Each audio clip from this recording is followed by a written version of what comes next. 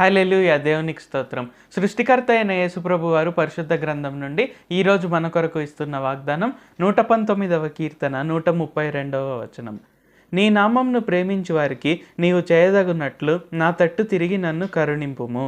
So ఈరోజు వాగ్దానం కనుక చూసుకున్నట్లయితే ఇక్కడ కీర్తనకారుడు ఏమని రాస్తున్నారంటే, నీ నామంను ప్రేమించు వారికి చేయతగ్గట్టు నా తట్టు తిరిగి నన్ను కరుణింపుము అని రాస్తున్నారు. సో ఇక్కడ మనం చూసుకున్నట్లయితే ఇక్కడ మనకు ప్రేమించు వారికి అనే ఒక పదము మనకి ఇక్కడ కనబడుతోంది అనమాట. సో ఇక్కడ మనం చూసుకున్నట్లయితే యేసు ప్రభు వారిని విశ్వసించడం ఒక ఎత్తు అయితే ప్రేమించడం మరొకటి అనమాట. సో విశ్వసించు వారికి ప్రేమించు వారికి చాలా తేడా ఉందన్నమాట. సో విశ్వసించు వారు కనుక మనం చూసుకున్నట్లయితే సో మనము పాత నిబంధన గ్రంథంలో ఎగ్జాంపుల్ కనుక చూసుకున్నట్లయితే ఇశ్రాయేలుకు రాజు అయినటువంటి సౌలు దేవుడైనటువంటి యెహోవా వారిని విశ్వసించారు. కానీ సౌలు తర్వాత రాజు అయినటువంటి దావీదు ఇక్కడ ఏం చేశారు?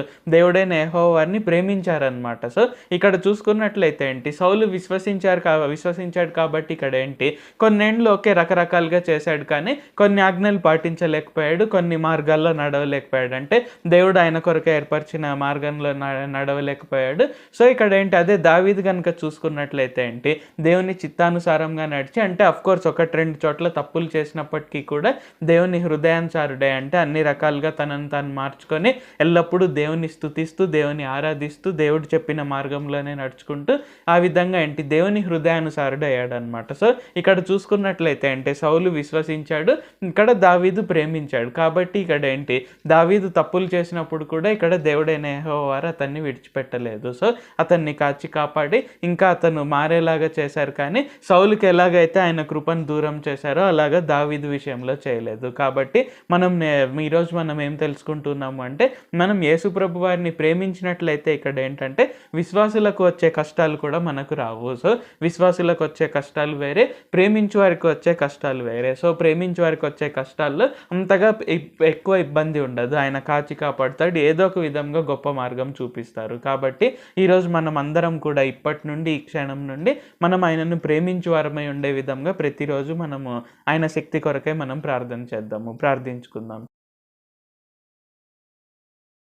ప్రభువా, దేవా, సర్వాధికారి, మాకు ఇంకొకసారి ప్రార్థించుకునేందుకు అవకాశం ఇచ్చినందుకు వందనాలు తండ్రి. మీరు మా కొరకే చేసిన ప్రతి ఒక్క మేలుని బట్టి మీకు వందనాలు, స్తుతులు, స్తోత్రాలు తండ్రి. ఈరోజు వాగ్దానంని బట్టి వందనాలు తండ్రి. మేము మిమ్మల్ని ప్రేమించు వారంగా ఉండుటకు సహాయం చేయండి. విశ్వసించువారు వేరే, ప్రేమించువారు వేరే అని మాకు ఈరోజు వ్యత్యాసం తెలియజేసినందుకు వందనాలు తండ్రి. సౌలు ఎలాగైతే మిమ్మల్ని విశ్వసించినప్పటికీ కూడా ప్రేమించకపోవడం వలన ఆయన రాజరికాన్ని కోల్పోయాడు, అలాగే మీ మార్గంలో నుండి ప్రక్కకు తప్పిపోయి అనేక విధాలుగా మిమ్మల్ని విసర్జించాడు తండ్రి. అదే రాజైన దావీదు మిమ్మల్ని ప్రేమించారు కాబట్టి ఆయన గొప్ప మార్గాల్లో నడుచుకొని, మీ మార్గాల్లో నడుచుకొని, అనుకోకుండా ఒకటి రెండు చోట్ల తప్పులు చేసినప్పటికీ కూడా మీ కృపను పొందుకొని, ఆయన మాత్రమే కాకుండా ఆయన తరాలన్నీ కూడా మీ కృపను పొందుకున్నాయి. రాజరికం అనేది కోల్పోలేదు, మీ హృదయానుసారుడు అనిపించుకున్నాడు తండ్రి. కావున మేమందరం కూడా మిమ్మల్ని ప్రేమించు వారంగా ఉండుటకు సహాయం చేయండి తండ్రి. మిమ్మల్ని ప్రేమించి మీ కరుణని, మీ కృపని మేము పొందుకొనుటకు సహాయం చేయండి తండ్రి. విశ్వాసులకు వచ్చే కష్టాలు కూడా మాకు రాకుండా, విశ్వాసులకు వచ్చే శిక్ష కూడా మాకు రాకుండా మీ కృపలో మమ్మల్ని నడిపించండి. నజరేయుడైన సర్వశక్తి గల యేసుక్రీస్తు నామంలో ప్రార్థిస్తూ ఉన్నాం తండ్రి. ఆమేన్. Thank you Jesus. దేవుడు మిమ్మల్ని ఆశీర్వదించును కాక.